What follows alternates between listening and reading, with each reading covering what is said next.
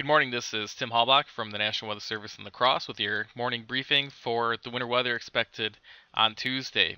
Winter weather advisories have been posted for all of Wisconsin, eastern Minnesota, and northeast Iowa for the snow, blowing snow, and the possible wintry mix on Tuesday.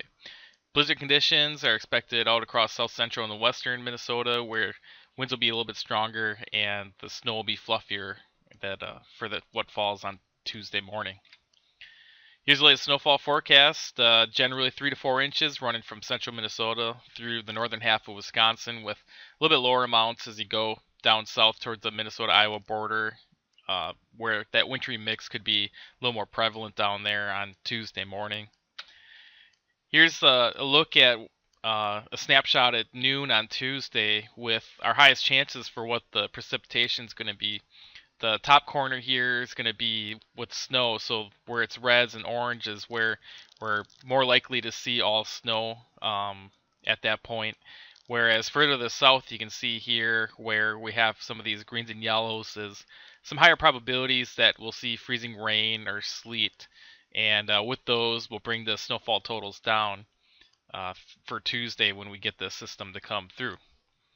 Here's the timeline of what we're expecting with this. The snow is going to develop overnight tonight into daybreak tomorrow morning. So tomorrow morning's commute into, if you have any travel conditions, could be impacted with some snow-covered roads and slick conditions.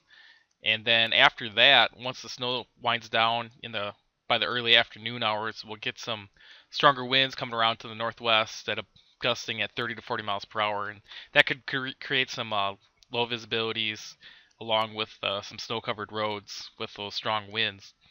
Beyond that, it does look like we'll have another period of cold air moving in with wind chills in the morning between 15 to 30 below zero on Wednesday, Thursday morning as well. So might need some wind chill advisories for those periods.